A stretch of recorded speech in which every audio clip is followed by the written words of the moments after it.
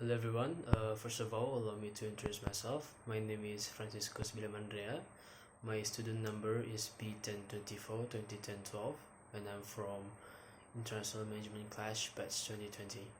Right now, we'll try to explain to you guys about what I learned from HRM since the first discussion until now, and this is for my midterm exam. Okay, so I have attended the Zoom class of HRM for 7 times, and reasons why I attend this HRM course is because I'm very curious about HRM material, things like managing people, planning an HR strategy, and other things included in the HRM core. And I hope that after I attend the lectures, I can implement things that have been discussed in real life. And then topics that have been discussed in the Zoom meeting of HRM lectures are the first one, human resource management in organization. And then the second is strategic HR management and planning. The third is equal employment opportunity. The fourth is worker jobs and jobs analysis. And then the fifth is human resource planning and retention. And the sixth is recruiting and labor market.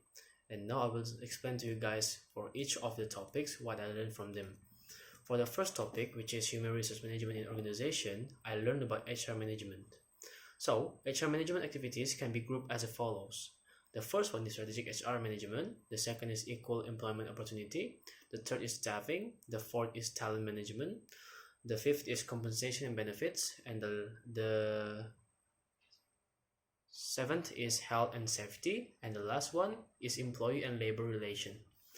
And for the second topic, which is the strategic HR management and planning, I learned about strategic HR management, which refers to the use of HRM practice to gain or keep a competitive advantage by aligning individual employees' performance with the organizational strategic objective.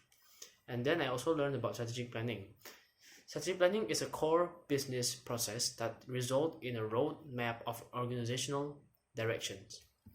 And I will tell you what I learned from the third material, which is equal employment opportunity. So in these topics, I learned about the first one is equal employment is an attempt to level the field of opportunity for all people at work. And the second what I learned is disparate treatment occurs when members of a protected category are treated differently from others. The third that I learned is disparate impacts occurs when employment decisions work to the disadvantages of members of protected categories. And the last things that I learned from this topic is employers may be able to define their management practice using the business necessity, job relatedness, and bona fide occupational qualification, or BFOQ. Okay, for the fourth the fourth chapter, yes, the fourth topics is workers job and job analysis. So in this topic I learned about three things. The first one is diversity management focus on organizational efforts to ensure that all people are valued regardless of their differences.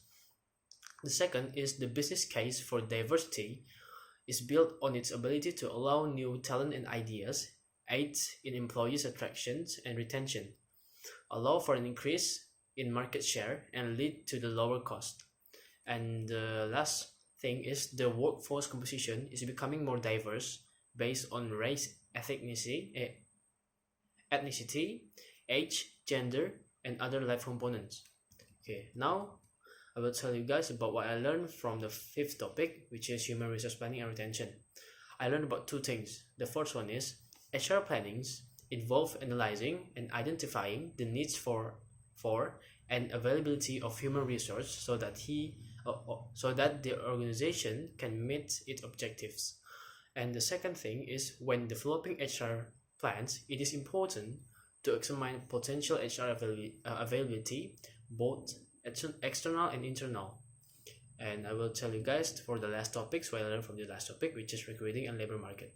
I learned about three things from this last topic. The first one is recruiting is the process of generating a pool of qualified applicant for organizational jobs through a series of activities. The second is The component of labor market are labor force population, applicant population, and applicant pool. And the last things that I learned from this topic is labor market can be categorized by geographic area, industry, occupation, and qualification, and also other characteristic. Okay, so I'm quite active during this discussion in the Zoom meeting and class of HRM. I've already answered 7 questions during the discussion of HRM course. And here's the question that I've answered along with the answer that I give to the lecturer from all of the discussion. Okay, the first question is read the article dealing with the strategic HR management and planning from page 36 to 69. What can I learn from reading this article? My answer is strategic planning is an important part in directing employees to company goals. In making plans, HR must take part because HR acts as a bridge between the company and employees. Before challenging a strategy, we need to scan the environment to find out about strength, weakness, opportunities, and threats that the organization will be faced during the planning in the scanning process. HR needs to consider the economic effect conditions, legislative or political influence, demographic changes, and geographical and competitive issues to minimize the occurrence of error due to the effect of the company's external environment after the implementation of planning. Okay. The second question that have been gave by the lecturer to me is why must job be balanced with work-life issues? My answer is work must be balanced with work-life issues because flexibility in work schedules, the use of technology, and company location can help employees to improve their performance. Okay, so and the third question that lecturer gave to me is what is the HR headline about and what can you get from reading the headline from the chapter 4. So my answer is it's about the effect of job with the work life if they're balanced. What can I get from reading the headline is balancing workers and job with technology and flexibility in work schedule and location is likely can help workers in giving space to them to take care of their lives and cope with their stresses, which of course can improve their performance while working. Okay, so for the next question that I already gave by the lecturer to me is what do you know about gender workforce diversity and immigrant workers? My answer is as the economics and labor market has been shifting, the job fields dominated by men have been hit harder than those consisting mostly of women. Male workers are more heavily represented in manufacturing, farming, and other male-dominated industries, so male employees have been impacted more severely by the market shift than women employees have been impacted more severely by the market shift. Women employees with their higher rates of participation in industries such as healthcare and education. From this follows some of the gender issues that occur in an organization have been came up. First, women overall have lower average pay than men due to the nature of their job and work hours. Second, in some industries and countries, women make up smaller percentage of senior executive and manager in many organizations and occupations. Okay, and for the fifth question that I already gave by the lecturer to me is about explaining. The lecturer asked me to explain the HR planning process. My answer is the process begins with considering the organizational strategic planning objectives. Then the possible available workforce must be evaluated by identifying both of the external and internal workforce. Once those assessments are complete, forecasts must be developed to identify both of the demand for the supply of human resource. Management then formulates HR staffing planning and action to address imbalance both short-term and long-term. One means of developing and measuring HR planning is use of a team of subject matter expert or SMEs to increase the validity and reliability of HR planning result. Okay, the sixth question that have been gave by the lecturer to me is explain how you assess the external workforce and how you assess the internal workforce. Okay, my answer is for the external workforce there are several common factors that need to be considered, which are the first one is economic and governmental factors. Factors such as interest rate, inflation, and economic decline or growth affect the availability of workers and should figure into organizational and HR planning and objective. The second things that need to be considered is competitive evaluations. In this term of competitive evaluation, HR needs to consider net immigrant, direct competitors, and international competition. And for the last one is changing workforce consideration. Shift in the composition of workforce combined with the use of different work patterns have created workplace and organization that are notably different from those who were a decade ago. That's why changing workforce consideration is a must in order to cope with these changes. Okay, now for the internal workforce, there are several common factors that need to be considered also. There's only two actually. The first one is current and future job audit. The starting point for evaluating internal workforce strengths and weakness is an audit of the job being done in an organization, because a comprehensive analysis of all current job provides a basis of forecasting what job will need to be done in the future. And for the second is employees and organizational capabilities inventory. All the details on individual employee skills that go into a data bank may affect that person's career. Therefore, the data and their use must meet the same standard of job relatedness and non-discrimination as those met when employees was initially hired. Okay, and for the last question, which is the seventh question, the lecturer asked me to watch a video, and the lecturer asked me about what is the topic of this video, and how do I find this topic, and what does this video teach me. So here's my answer. The topic discussed in the video is about the stage in process of planning a strategy or strategic planning process. In addition to being known from the title, the video explained about how to make a plan. That is explained that if you want to do planning, we need to go back to focus on the vision and mission of the company. After that, we can determine the goals and what we want to achieve in the future. And from this video, I learned that external analysis is needed, namely SWOT or strength, weakness, opportunity, and threat analysis, and internal analysis in the form of shareholder survey and manage team input before making strategic planning. The strategic planning process requires a clear vision, mission, carry out to fulfill the mission, determine objective to complete this mission, then strategies made to complete objective, and tactics used in carrying out the strategy. Okay, so I have already video recorded all of the discussion, all my answer, and each of the previous discussion. I already uploaded 7 of them. The topic of each discussion are, as I said before, the first one is human resource management in organization. The second topic is strategic HR management and planning. The third topic is equal employment opportunity. The fourth topic is workers job and job analysis. The fifth is human resource planning and retention. And the last topic is recruiting and labor market.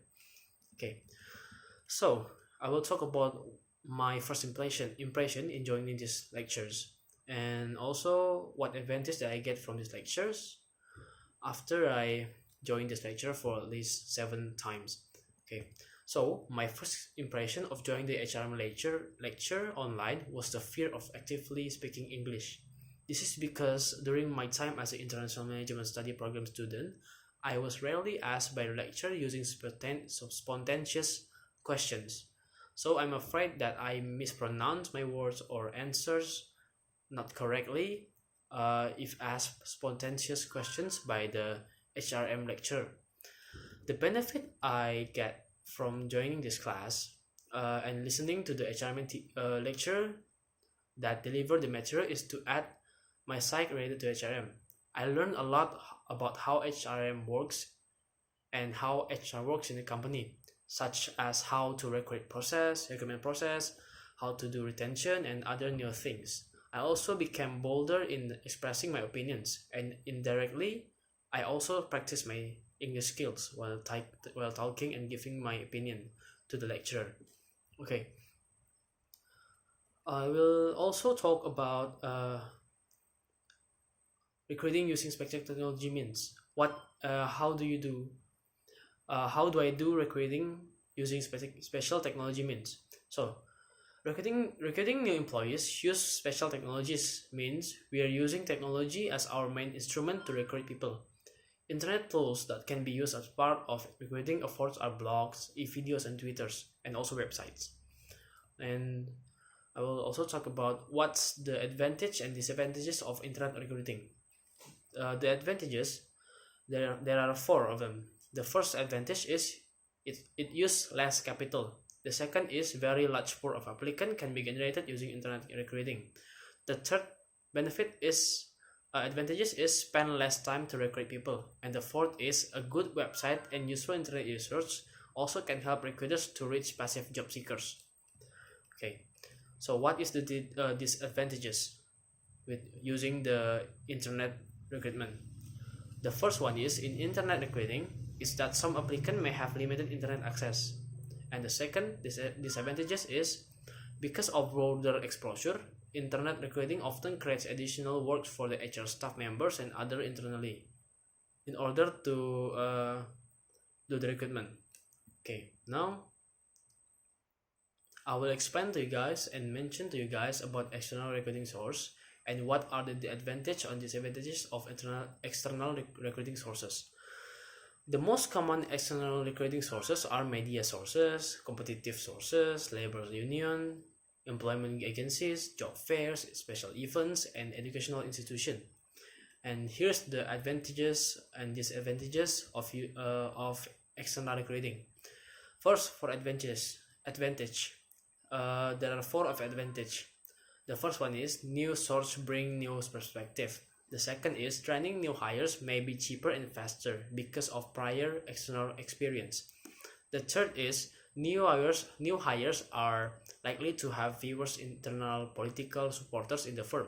And the fourth is new hires may bring new industry insight and expertise. And for the disadvantages, there are three. The first one is the firm may not select someone who will fit well with the job and the organization. The second is the process may cause moral problems for internal candidates not selected. And the last one is new employees may require no longer adjustment period as well as orientation effort. Now I will also talk about what is sexual harassment and how does sexual harassment affect the performance in company. Sexual harassment refers to action that are sexually directed and unwanted and subjected to the work to adverse employment condition and create a hostile work environment. Sexual harassment can occur between the boss and subordinate or employees, among co-workers, and when non-employees have business contact with the employees. Okay. And so, can sexual harassment happen at the workplace? And how can sexual harassment happen at the workplace? Yes, of course, it can happen at the workplace. Sexual harassment can happen at the workplace. Most frequently, sexual harassment occurs when a male in a supervisory or managerial position harasses women within his power structure. However, as noted earlier, women managers have been found guilty of sexual harassing male employees, and same-sex harassment also has occurred. Court decisions have held a person's sexual orientation neither provides or non-precludes a claim of sexual harassment under Title 7 from the USA. It is enough that the harasser engaged in perceived and unwelcome conduct of a sexual nature. Now also we'll talk about what is human resource planning and how do I apply my human research. So, human resource planning is the process of analyzing and identifying the needs for an availability of human resource so that the organization can meet its objectives. Here's the step that I will take in order to apply my human research. The first step is analyze objective of my company. The second is inventory common human resource data. The third is forecasting the demand. The fourth is estimate gaps. The fifth is formulate the plan. The sixth is implement the plan. And the last one is monitoring, control, and asking feedback from others. Okay, now we'll also talk about some effort that can be made to retain our best people or our best employees. The first one is delegate responsibility. So when you give employees important tasks, it makes them feel valued. Be sure to delegate interesting and important tasks and not just routine ones. And then the second is create revenue sharing and rewards. Revenue sharing provides opportunities to tie their result to salary incentive. Other rewards programs that can help retain employees include offering gift card, bonuses, and additional PTO. It also helps. Okay, the third is offer competitive benefits. When it comes to retaining employees, sometimes benefit can make a difference. Good welfare package, PTO, and perks that help sustain work-life balance encourage employees to continue working with the company. Then for the fourth is uh, create a culture of empowerment.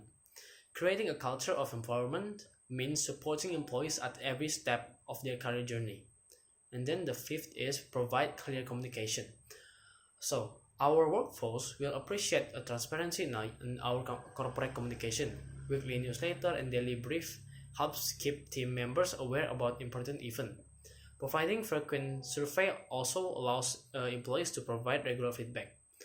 Communication between employees and managers should be a part of culture of the company. And the last one is encourage flexibility. A little flexibility can go long to support an employee's needs, and it's also help them to improve their performance because they're taking care of their stresses and their life. So and after they done with all of that, they can focus on the work. So it will improve their performance on work. Okay. Also, we'll talk about what is a psychological contract and what does the psychological contract include. Okay. Psychological contract refers to an unwritten expectation employees and employers have been about the nature of their work relationship. The psychological contract can create either a positive or negative relationship between employer and individual. It is based on trust and commitment that leads to meets both of the employers and employees' expectation and needs. Okay, a psychological contract recognizes the following component. There is two components. The first one is employees provide, and the second is employees contribute. For the employees provide, there are three. The first one is competitive compensation and benefit. The second is flexibility to balance work and home life. And the last one is career development opportunities. And for the employees contribute, there are three too. The first one is continuous skill improvement and increased productivity. The second is reasonable time with the organization. And the last is extra effort and result when needed. Okay. Now, I also will talk about how resource planning work and how strategic human resource planning work and how about the process. Here's the process of HR planning. The first thing is we will need to review organizational HR strategic plan. The second is we need to assess external and internal workforce. The third is compile HR planning forecast. And the last step is develop HR staffing and action. Okay, now I will talk about some video that I watched and already gave by the lecture from the midterm, and here's the answers. So what are the three videos about? For the first video tells us about three recruitment methods and the watcher must to know about it. The second video tells us about the recruitment process, and the last one is the third video tells us about the sexual harassment in the workplace. And what does the speakers explain in that videos or four videos? Okay, I will explain about that. For the first video, the speaker explained and give an overview of the three most widely used of recruitment method. The first method is IQ test. The second is mental ability or GMA test, and for the third is unstructured employee interview. Okay, and for the second video explained about the second video explain and tell about us about how to select the right person depends on following a series of distinctive steps. For the first step is defining the role. This step helps us clarify the purpose, tasks, and responsibilities of the job.